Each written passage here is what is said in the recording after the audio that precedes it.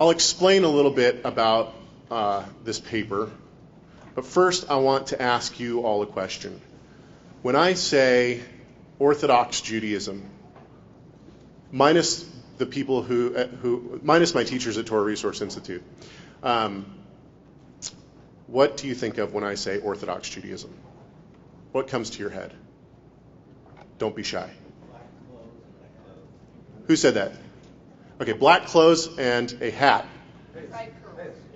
Payas, black clothes and a hat. Anyone else?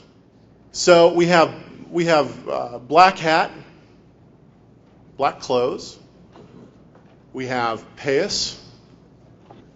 Okay, those are the two things that I want to focus on for just a second, because I would like to put forward to you that those are not Orthodox.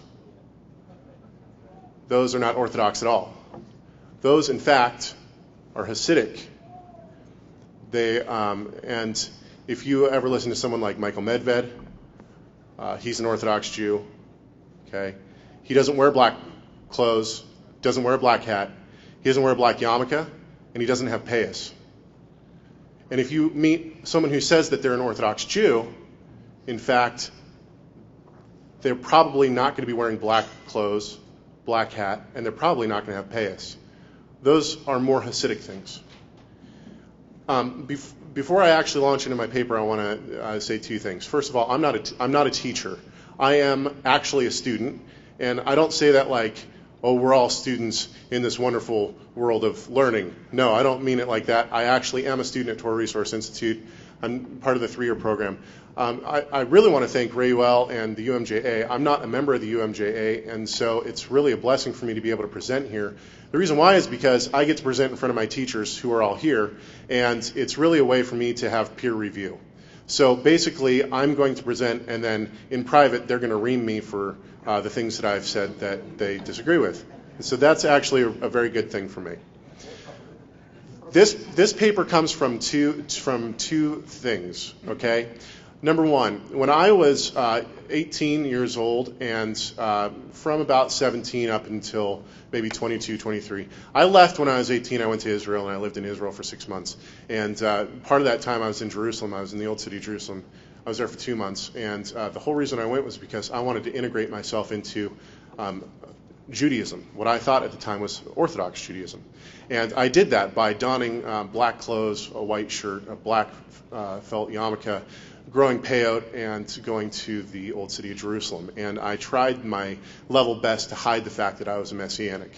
And I regret that now very strongly. But I did that, and I went there, and I tried to get into a yeshiva. And so from what everyone could see, and the way I talked, the way I was trying to do things, I was trying to integrate myself into Hasidic Judaism. When it didn't work with the Chabad, I went to the Breslovers.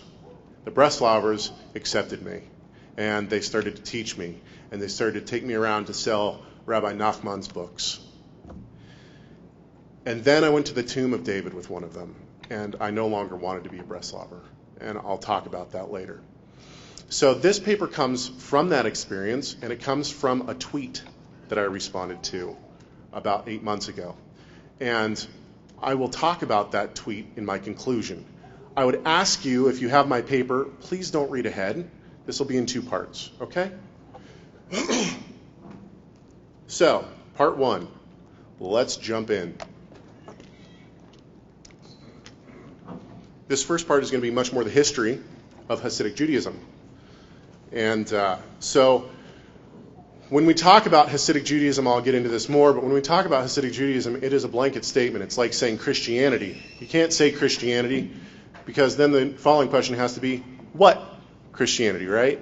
You can't say Judaism because then the following question has to be, what Judaism, okay? When you say Hasidic Judaism, most people think black hat, peyote, white shirt, that kind of thing, right? That's actually not even fully correct. That is one sect of Hasidic Judaism called the Chabad. In fact, Hasidic Jews across the board dress differently. For instance, the Breslovers have a white yarmulke with blue lettering around it that says, well, it has a saying on it. They usually wear white shirts, and their kittles are white and gold, okay? And they wear those a lot of the time. in not just on special times. A lot of the time they wear them all the time. You have the Satmars. The Satmars and the Baal-Overs, they're going to dress differently than your Chabad. Okay? And they are all different within theology. For instance, the Satmars left Jerusalem, and they did so because they were afraid that they were going to be persecuted. They relocated to New York. And they relocated to New York because they are extremely anti-Zionist. They burn the Israeli flag. They align themselves with the Palestinians. And they do that because they fully believe that the nation of Israel should not be a nation of Israel until the Messiah comes and establishes the nation of Israel. And they believe that it is anti-Judaism, anti-Messiah, anti-everything Bible to establish that place without the Messiah. Okay? So when we say Hasidic Judaism, there's all different flavors. Most of them are dynastic. We'll talk about that. But some of them are not. Hasidic Judaism began in the 18th century with a man named Israel ben Eliezer, a.k.a. the Baal Shem Tov. I'm sure many of you have heard of the Baal Shem Tov. However, to properly understand the Jewish mindset that led to the Baal Shem Tov, to easily introduce this new theological order to a substantial portion of European Jewry, we must begin earlier. So, where are we going to begin? The one thread that ties all of Hasidic Judaism together is the Kabbalah. And tomorrow we're going to basically take the blue pill. Have you ever seen The Matrix? Take the red pill or the blue pill. If you take the blue pill, you're never coming back. Once you hear it, you can't unhear it. Kabbalah was the leading factor that set the stage for the Baal Shem Tov to introduce this new movement. In our present day, the line separating traditional Kabbalah from Lurianic Kabbalah has been almost erased. How many of you know the difference between Lurianic Kabbalah and Kabbalah? Good. That means that hopefully I can shed some light. Traditional Kabbalah took some of its biggest strides during the end of the 12th century and the beginning of the 13th century. Quote, it reached the height of its classical development at the end of the 13th century with the appearance of the Zohar, the main book of Kabbalah, which was to enjoy great authority, not only among the later Kabbalists, but also in broader circles within Judaism, end quote. If you have a chance to ever read any of the Zohar, if you think that anything I say is untrue, I would strongly recommend pulling out the Zohar and taking a look. It is very interesting, to say the least. Kabbalistic theology stemmed from the Jewish mind trying to understand and explain what was before God began creating. Isaac Luria, who lived from 1534 to 1572, along with some others, brought a fresh and new perspective to the Kabbalistic tradition. But there was a shift. Before the expulsion of the Jewish people from Spain in 1492, most of you should be aware of that already, the historical expulsion of the Jews from Spain. This is actually why we have Christopher Columbus leaving Spain and coming over here and finding the new land, right? Okay, so the Jews were expelled in 1492. Kabbalah was not popular or widespread. In his book, Major Trends in Jewish Mysticism, Gershom Scholem, who is an excellent scholar, by the way, states, the Kabbalists of the time were a small group of esoterics who had little desire to spread their ideas, end quote. Scholem goes on to highlight a shift in Kabbalah that took place after the expulsion of the Jews from Spain, more specifically, the shift from traditional to Lurianic Kabbalah.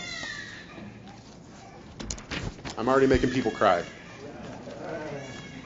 Traditional Kabbalah focused on God and what was before creation. It was believed that if enough people worked to get back to the state of perfection in the Garden of Eden, through a theology called Tikkun Olam, which we will talk about in depth, the world could achieve a utopian state.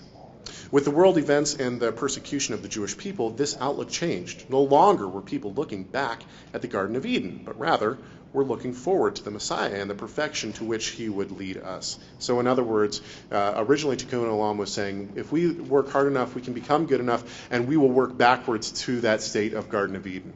Okay? And now, during this shift in Kabbalah, okay, now we're looking forward. Now, no, we're not trying to get back to the Garden of Eden. We're trying to look forward to the Messiah, and he will bring a utopian state now. Okay, so it was believed that through the theology of Tikkun Olam, a theology that had previously been used to look backwards, was now used to look forward. If the Kabbalists succeeded in Tikkun Olam, it would help or even force apocalyptic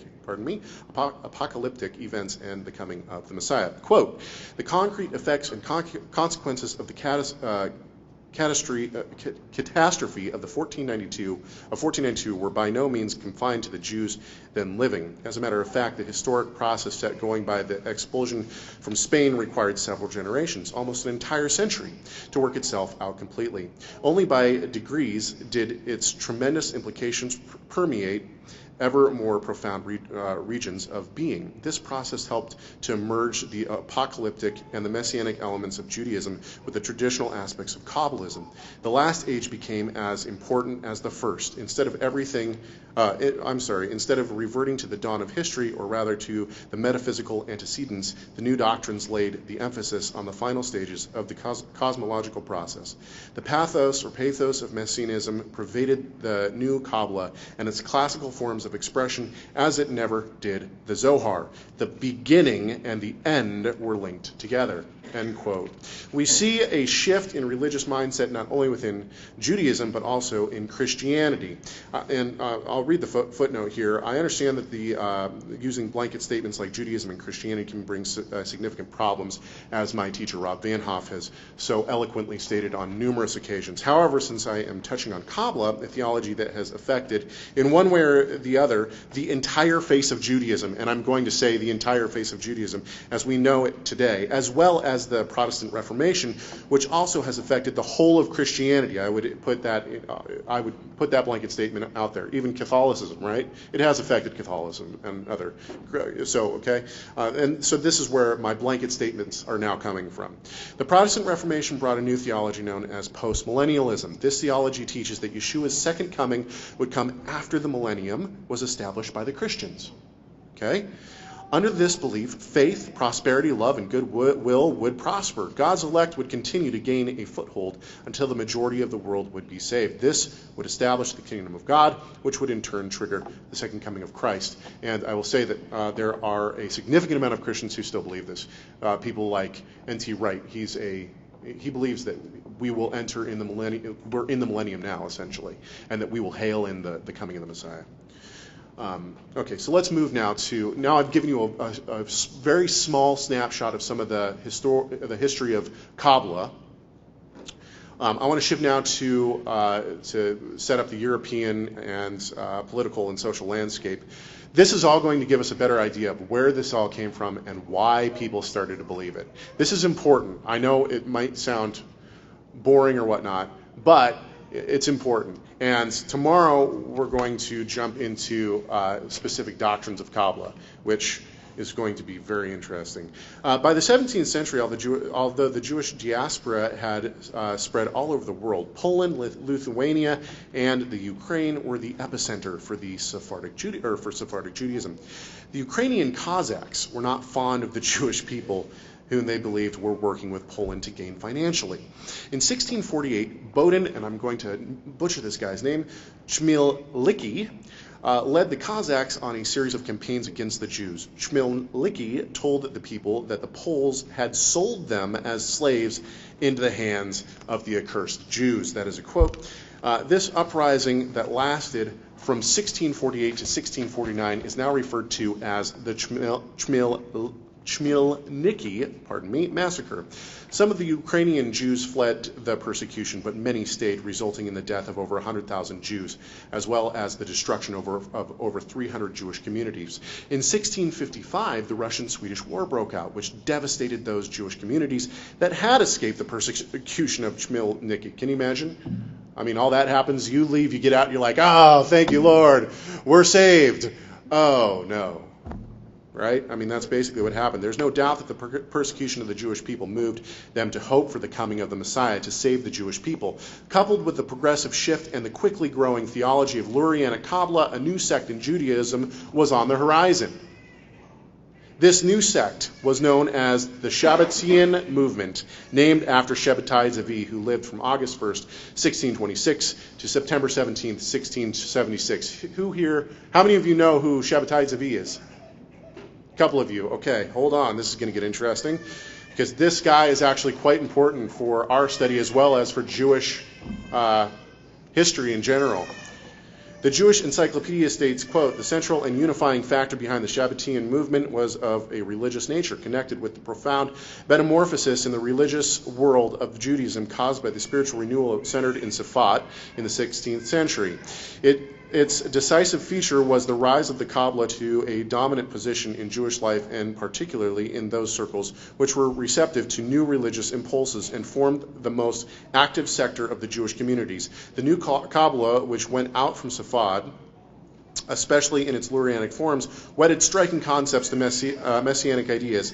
It could be characterized as Messianism pervading mysticism, thus introducing a new element of tension into the older Kabbalah, which was of a much more contemplative nature. Lurianic Kabbalah proclaimed in an intimate bond between the religious activity of the Jew and as he performs the commandments of the law and the meditations for prayer and the Messianic message. What made Lurianism a dynamic factor in Jewish history was its proclamation that almost the whole process of restoration had been completed, and the final redemption was just around the corner. Only the last stages had to be passed through, and redemption would be at hand. They found this redemption in Shabbatai Zevi, or so they thought. Lurianic Kabbalism had taken a significant hold on Judaism. Shabbatai Zevi, a Sephardic Kabbalist and rabbi who lived in Turkey, seemed to be the rising star for whom everyone was hoping. Zevi proclaimed himself the Messiah, and he gained quite a vast following that reached all over Europe. I'm not going to go into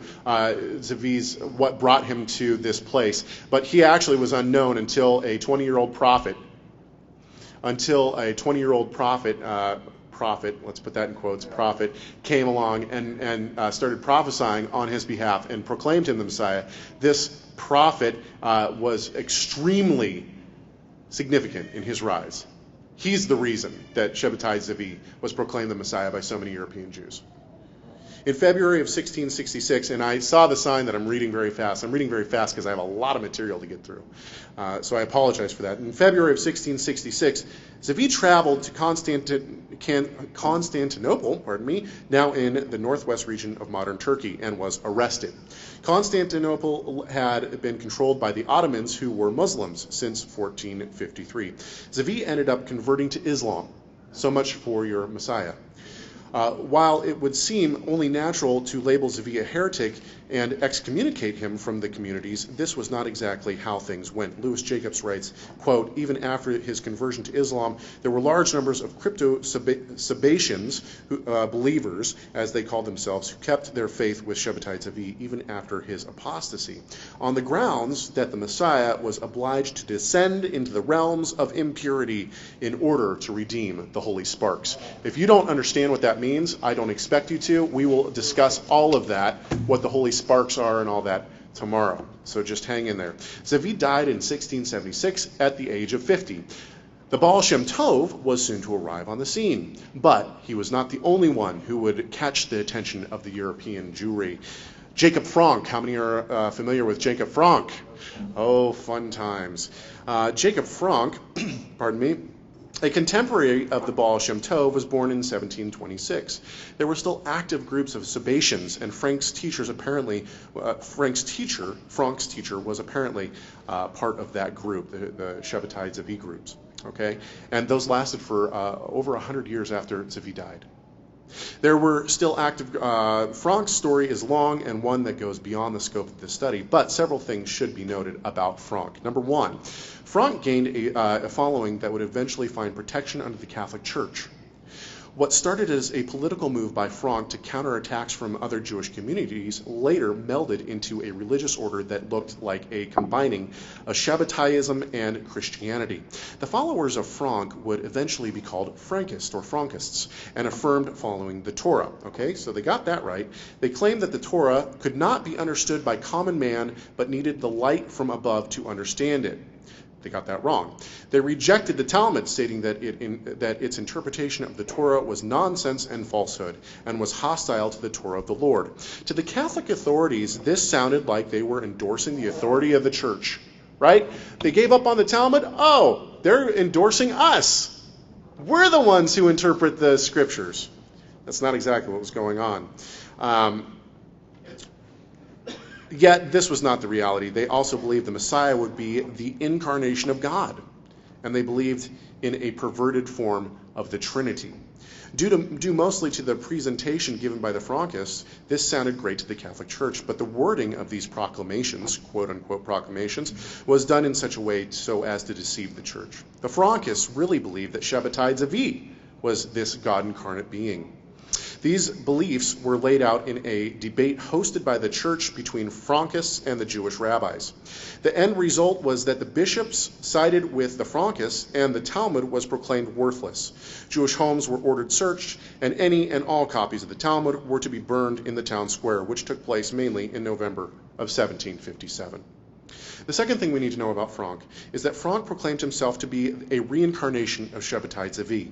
So in a way, Frank proclaimed himself to be divine, and his followers' belief that Tzvi was God incarnate shifted to Frank. The third thing we need to know about Frank is that Frank was not trained in the Talmud, and in later years he boasted of this ignorance and of the qualities he possessed as a prostak, or a simple man. That's important, and you're going to find out why in a few minutes, okay? Let's move to the Baal Shem Tov. How many of you have heard of the Baal Shem Tov? Okay, a very famous name within Judaism. Israel ben Eliezer lived during the 17th century. Much of what is known about him is shrouded in legend. He had a fairly unproductive life and didn't gain followers until his later years. He was employed as a traveling Baal Shem. How many of you who have heard of the Baal Shem Tov realize that Baal Shem is actually a title or a job title? It's not unique to the Baal Shem Tov. Okay, so he was employed as a Baal Shem. The Baal Shems were to Judaism as witch doctors are to voodoo, and I mean that very literally. Quote, there were also to be found Baal Shem, or masters of the names, miracle workers and healers who operated chiefly by the magical use of the divine names. End quote. New quote. The Baal Shem is one who possesses the secret knowledge of the Tetragrammaton, or the sacred name, and other holy names, and who knew how to work miracles by the power of these names. End quote. New quote.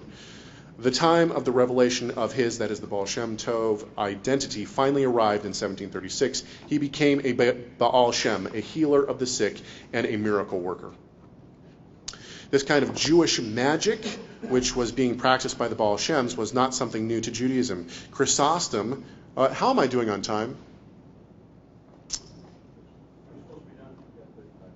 I got 35 minutes? Okay, we're doing good.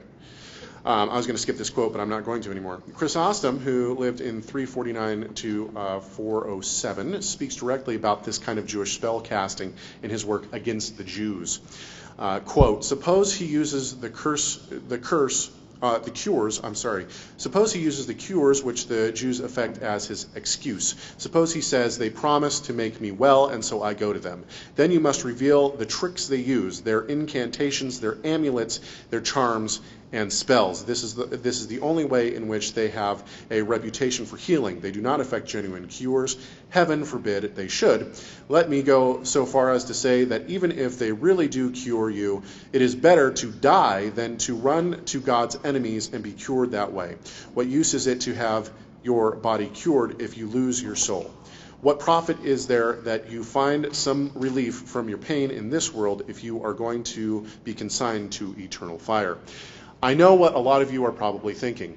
Chrysostom was horribly anti-Semitic, and his book Against the Jews was horribly anti-Semitic. There's arguments against that. I think that there's arguments for that as well. I understand both sides of it.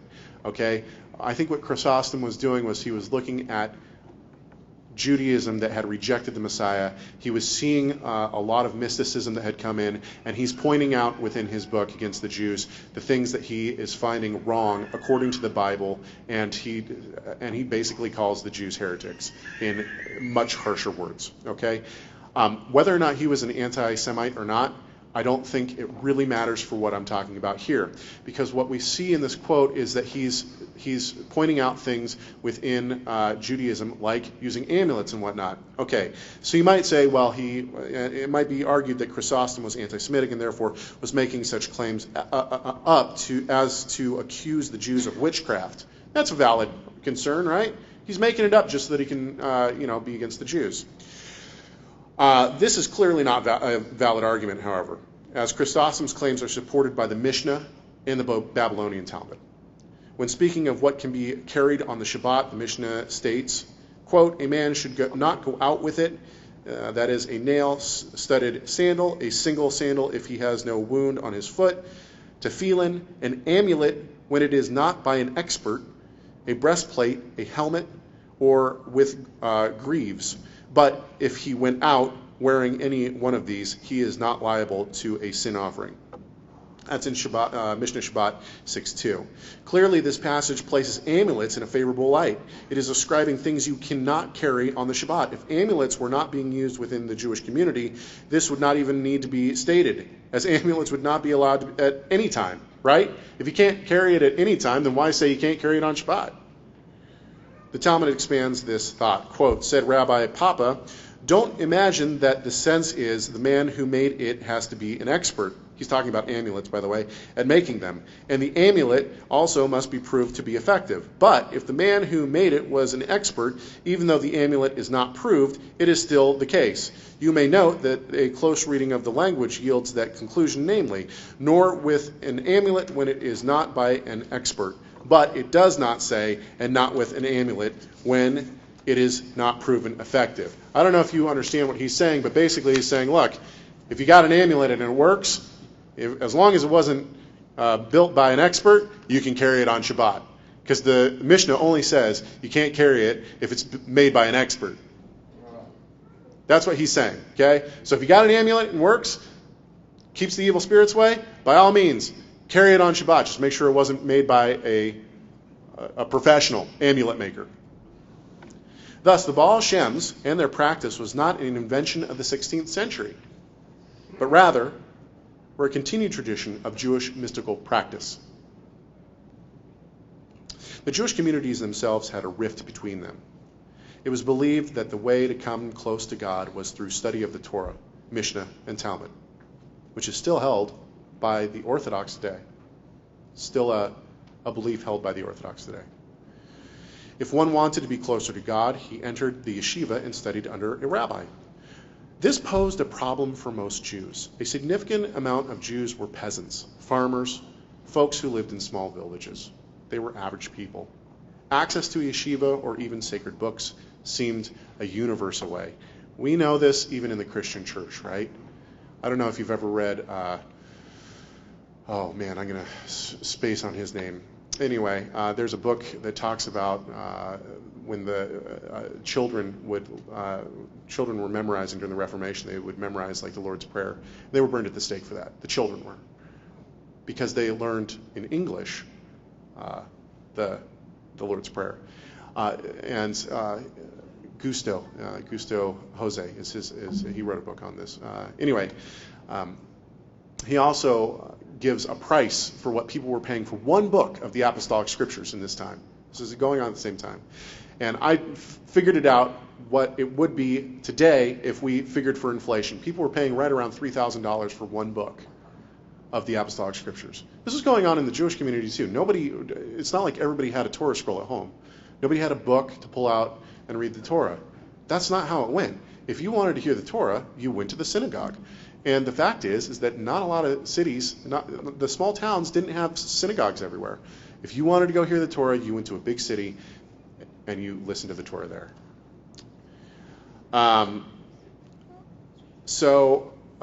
Access to yeshiva was a universal way. So, quote, a rift ensued between the learned city Jew and the ignorant village Jew, to whom all sources of a formal book education were inaccessible. A lot of the times in this paper, you're going to hear me state something, and then you hear me quote something. I'm doing that so that you don't think I'm just making stuff up. I want you to understand that what I'm telling you is backed by good scholarship. And obviously, if I wasn't doing that, then the reaming that I get from my teachers in closed doors afterwards would be much more fierce. When on the high holidays the villager came to the city to join in the community services, he quite often sensed that he was unwelcome and felt out of place. This is still a quote, by the way. The rabbi's sermon was not intended for the education and spiritual uplift of the masses, but directed instead to the learned part of the audience, which was able to appreciate his erudition and clever juggling of quotations. End quote. As a traveling Baal Shem, the Baal Shem Tov, from now on referred to as the Besht, understood the common man. Like Jacob Frank, the Besht was not well learned in Talmud. That's why I slipped it in there. You know what else was going on at this time? And we'll see a lot of similarities in Christianity. At this time, you have essentially the Great Awakening. You have all these things going on in the Christian church, and out of the Great Awakening, out of these different movements comes the Pentecostal movement, and that's significant because we're going to see a lot of similarities here. Not obviously with Kabbalah, which is a good thing. Okay, so the Baal Shem Tov understood the common man, and I'm going to make another quote here. Quote, as a child, he disliked the gloomy atmosphere of the cheder, or the religious school. Israel Baal Shem attained his spiritual maturity not in the house of study, but in the woods and wild ravines of the Carpathian Mountains. He had no celebrated rabbi as his master and never claimed distinction in Talmudic learning. He was his own teacher. The reason I bring this up is because this is the same thing that happened in the rise of the charismatic movement. They said, oh, all the Christians that are in their universities and everything, they're missing it. It's not about the book learning. It doesn't matter if you have a PhD in biblical studies. What matters is the experience. And they still say, a lot of the charismatics still say that today. Now, that's a blanket statement, and I want to quickly say, we have some very, very good scholars within the charismatic movement. Okay, now I strongly disagree with Dr. Michael Brown on many things. He's a good friend of Benny Hinn and other people, and I know the arguments against Dr. Michael Brown. However, Dr. Michael Brown is an excellent scholar. Okay, he has his PhD in Near Eastern languages, and if you want to talk languages with someone, Dr. Michael Brown is one of the people that you can do it with. He is extremely well learned. Okay, so I'm not saying that the charismatic movement, and I know that there's people who have come out of the charismatic church here, and I know that there are people who would still consider themselves charismatic here. I'm not saying there's anything wrong with that. I'm just highlighting how these two different movements in two different, quote, religions, both took a lot of the same path during the exact same time. The Besht's revolutionary concept was that the true way to experience God was not through study of the Torah and the Talmud, but rather through personal experience. This was to be achieved through prayer as well as other means. Personal experience took center stage and placed knowledge on the back burner. Quote, in his teaching, the Besht adapted and emphasized several older Kabbalistic concepts, such as let atar panui minei. Sorry, I don't have the actual Hebrew because I grabbed this quote.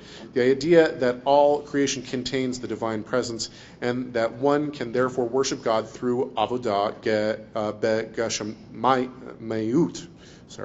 Material methods. Food, work, and even sex could be means towards establishing a relationship with God. On the other hand, a person should practice hishtavut, indifference to the exigencies of material fortune. One must focus perpetually on contemplation of the divine and never lose sight of the real goal of life, achieving the hut, or communion with God, in order to be graced with the Ruach HaKodesh, the Spirit of God. The Besht's teachings for attaining this state of communion centered on ecstatic prayer, which we will get into in depth, which entailed spiritual attachment to the holiness inherent in the letters of the sacred names. The sacred text. Communion attained via the letters could induce the Shava, or divine light, to descend through the various worlds and shed its splendor on human existence. The sounds created by pronouncing the letters of prayer or of sacred texts in a state of ecstasy with the proper intent and concentration would become virtual sanctuaries for housing the divine light in this world. Moreover, the Besh utilized the divine light in the holy letters to see beyond the here and now, from one end of the world to the other, and to hear the metaphysical and the supernatural. The aforementioned ascent of his soul, which he accomplished in his ecstatic state, brought the Besht up to the Hakolat, heavenly sanctuary, in addition to teaching techniques for achieving an ecstatic mystical experience leading to divine communion. The Besht gave moral instructions, provided explanations of divine decision, making a mystical doctrine, and imparted theurgic skills. End quote. The Besht's main focus was the omnipresence of God. The idea of the constant living presence of God in all existence permeates his every word and deed. This new outlook spoke volumes to the common man who felt ostracized from the Jewish community. The common farmer was able to experience God through prayer and other means. He no longer needed a yeshiva, text, or a rabbi to come close to God, right? So now there's this new guy who shows up on the scene. Now remember, at this time, everybody thinks that the end's happening, okay? So Shabbatai Zavi shows up, everybody thinks the Messiah is coming. He's the Messiah. He's not the Messiah, but everyone thinks, okay, that's okay. We're in the end times. So everybody's looking for the Messiah, okay? That's number one. And you have this revolution in Kabbalah that's taking place. And this guy shows up on the scene, and what does he say to you?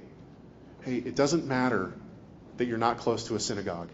It doesn't matter that you don't know Hebrew. It doesn't matter that you don't have a scroll to read out of. None of that matters. What matters is how it feels during prayer. That's what matters. What matters is the experience that you have. When you eat that piece of fruit and it's divine in your mouth, it really is divine. You can connect to God through that. And what happens in traditional Judaism? They go, excuse me? The Orthodox hated this. While the common man found this theology refreshing and exciting, the rabbis and community leaders were not impressed. This was not surprising, as Europe was still dealing with followers of Shabbatai Zavi, even though Zavi had passed almost 100 years prior. It is important to, I'm going to read the footnote here if you're following with me, it is important to understand the impact of Shabbatai Zavi had on the Hasidic movement as a whole. While it might seem as though this leader was simply a reason for European Jewry to be leery of the Besht and his new movement, the theological implications are far greater. In his book, Major Trends in Jewish Mysticism, Gershom Scholem makes a very strong case that the Besht's reference to a mystical book that he leaned on strongly was actually a work from the Shabbatai Zavi movement. This teacher/book, which was so strongly a part of the Besht's theology and understanding of Kabbalah, was actually directly linked to the followers of Shabbatai Zavi. Thus, the Kabbalistic understanding of the Hasidic movement has direct links to Shabbatai Zavi. It was not only a pushback from Orthodox Judaism that was handed down to the Besht's movement, but was direct theology as well. I think that I am very confident in saying that Shabbatai Zavi and that whole movement in some ways morphed in theology and whatnot into the Baal Shem Tov's outlook and into Hasidic Judaism as we know it today, which is very scary. It is very scary. Now they were seeing the rise of unlearned countrymen who were trying to push new theology. When I say they, I'm talking about traditional leaders in Orthodox Judaism. Frank was making waves in the Jewish communities and friends with the Catholic Church. He eventually converted to Catholicism. And here was a Baal Shem who was claiming that knowledge does not rule, but experience does. A doctrine that was also being preached in the Christian church, right? Okay. Strong opposition came against the Besht and his followers in the form of two groups. The Mit Nagadim, who were led by Elijah the Gaon of Vilna, 1720 to 1797. Many of you have probably heard of him. And the Mescalim, who were attempting to integrate Western culture into European Jewry. These groups were opposed to the Hasidic movement for different reasons. The Mescalim rejected this new theology, arguing that Hasidism, quote, fed on the credulity of the masses, opposing secular learning of any kind, believing in reincarnation, something they still hold to, demons, amulets, and other forms of superstition, encouraging mystical flights as an escape from the pressing social and economic problems the Jews had to face if they were to survive, end quote.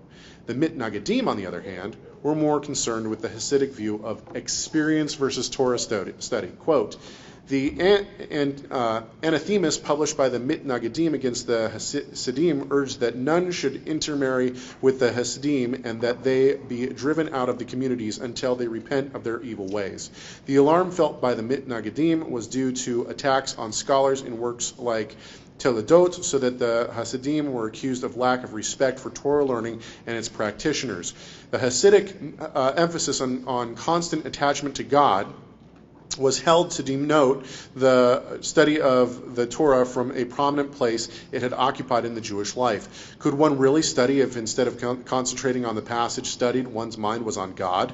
The ruthless Hasidic stress on Torah study for its own sake, and the contempt expressed in Hasidic works for scholars who studied in order to acquire fame and the like, was suspected of leading eventually to indifference to Torah study as the supreme religious value, end quote. The opposition came against the Hasid for several reasons. Maimonides was and still is cited by the Orthodox who oppose Kabbalistic magic. He, i.e. Maimonides, wrote vehemently against them, that is amulets, and the Mescalim are said to have openly mocked the use of amulets and other forms of spell casting. The Yevo Encyclopedia states, quote, belief in magic was widespread among both the broad populace and the enlightened elite.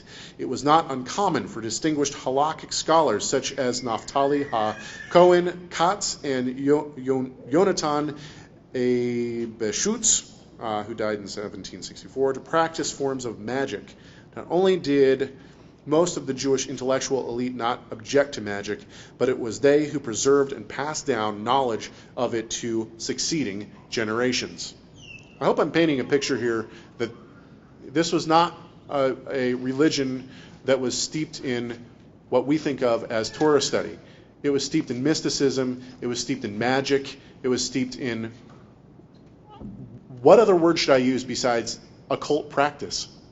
That's what it was steeped in. Was occult practice. While it might be suggested that these kind of practices have passed away with time, the use of amulets and charms to keep evil away is still strong within modern Judaism and has begun to make its way into modern culture. The use of the Hamza, how many of you know what the Hamza is? It's the hand. It's like this, it's got an eye in the middle.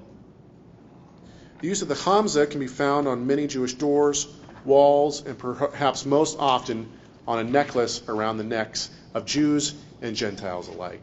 This protection amulet has made its way into modern culture. I don't know if you realize this, but the Hamza is used as an amulet. It's not just a nice little decoration. It is believed that if you put a Hamza on your house, if you put a Hamza around your neck, evil spirits will not be able to attack you. To me, what does that say to you? Are we supposed to use amulets? No. To me, that is an attempt to control God. And what is idolatry? Idolatry is an attempt to control God. We can debate that if you'd like to, but I strongly believe that what idolatry is at its core is just that, trying to control whatever God it might be that you are worshiping. And this happens in all religion. Christianity, happens in Judaism, happens in all religion. We see this a lot in things like Catholicism, right? If I get the candle that has this saint's picture on it and I light it and then I say my blessing, then this saint resides over this in my life, and if I do it right, then this is going to happen. That's called idolatry. It doesn't matter if you put the name Jesus or Yeshua to it or anything. That is called idolatry. Thus, it should be well noted that Orthodox Judaism was opposed to Hasidic belief in the 18th century. And there are still sects of Orthodox Judaism today that are very opposed to Hasidic Judaism. When we say Orthodox Judaism, we should not think Hasidic Judaism. And the reason why is because there are full-on websites. Rob sent me a website of Orthodox Jews who are strongly opposed to Kabbalah, strongly opposed to the Hasids. They don't believe in the dynasties of the Tzaddiks. They don't believe in Kabbalah in the same ways, even though I believe that Kabbalah has integrated itself strongly into most of Judaism today. We'll talk about that tomorrow. So when we say Orthodox Judaism, we have to remember that there is a significant amount of Jews out there. Who's the big anti-missionary? We talked about him on the Rob and Caleb show. Singer. How many of you have ever seen pictures of Tovia Singer? Seen him in person. Seen him in person. Okay. The first thing that struck me when I saw Tovia Singer was, where's his beard? Where's his payout? Well, he's not Hasidic, so he doesn't have a beard. He doesn't have a payout. There's nothing wrong with a beard.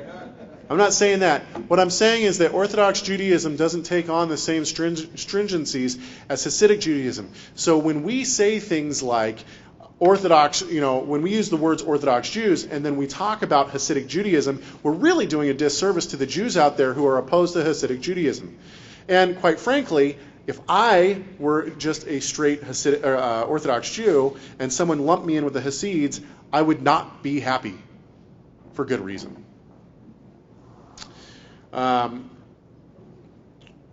Although today the vast amount of Judaism has been affected by Kabbalistic theology, there is still a large distinction between Orthodox Judaism and Hasidic Judaism. To understand this difference, we must turn to the Kabbalah itself.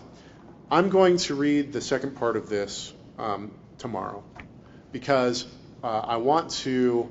What I've now tried to do is I've tried to set up the social and political structure and give you a very brief introduction of the history of the Kabbalah. Okay? And tomorrow what we're going to do is we're going to actually look specifically at beliefs within Kabbalah. We're going to talk about the whole structure of Kabbalah, what it is, and some of those beliefs.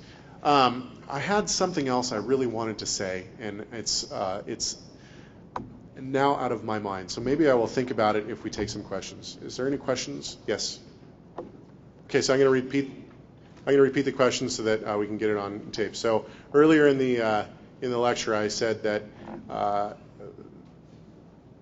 it was the lower class who really grabbed onto the amulets and all this, the Kabbalah and whatnot, the Baal Shem Tov, and that the upper class were living in cities, and that they were believing more that you came to Torah through study of Torah and things like that. But here, at the end of this, I say that it was really the upper class that carried this on to the next generation.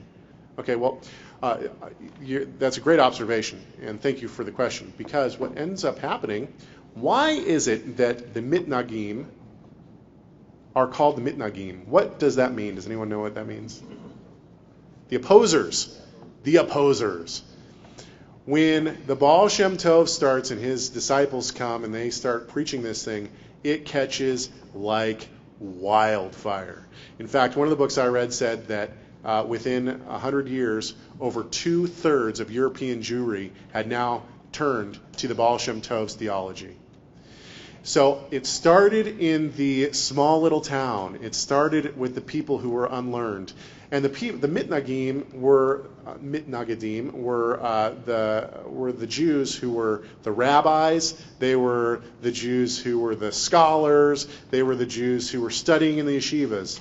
But the people who were in the pews, who were in the cities, they're hearing the exact same thing. It's just like the charismatic movement. It's like, you know what?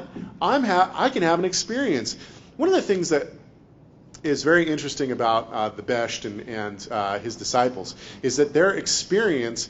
We're going to talk about the ecstatic prayer a little bit tomorrow. Basically, what they did was they put themselves into trance states. They did this by specific means, but throughout, and we'll talk about all that tomorrow. But some of the things that their disciples said about them is that they would stop hearing words that were around them. They would not remember. It would take them hours to come out of the trance state. One of the rabbis would hit his hand so hard on the rock wall that at the end of it, once he came out of his trance state, there would be blood all over his hands and all over the wall, and he would have no recollection of any of it. Okay? So, and I didn't put a lot of that in the paper because I just documenting it. I'm at 19, 20 pages here as it is. I am just scratching the very surface for you guys. I mean, this is not as in depth as I'd like it to be. But I would have had to take up a whole day to explain all this stuff in depth. So when I say that they put themselves in a trance state, tomorrow you're going to hear that a lot. I want you to realize that there is significant evidence that's readily available. You can even look in your Encyclopedia Judaica for some of this stuff. The evidence clearly states that this was not just prayer, concentrative prayer. This was meditation. This was transcendental meditation. That's what it was. Eastern religion, Buddhism, Hinduism, they're all about transcendental meditation at this time. And guess what? Judaism grabbed it and said, yes, we're doing it too. That's exactly what Hasidic Judaism at the time did. And it's still what Hasidic Judaism today does.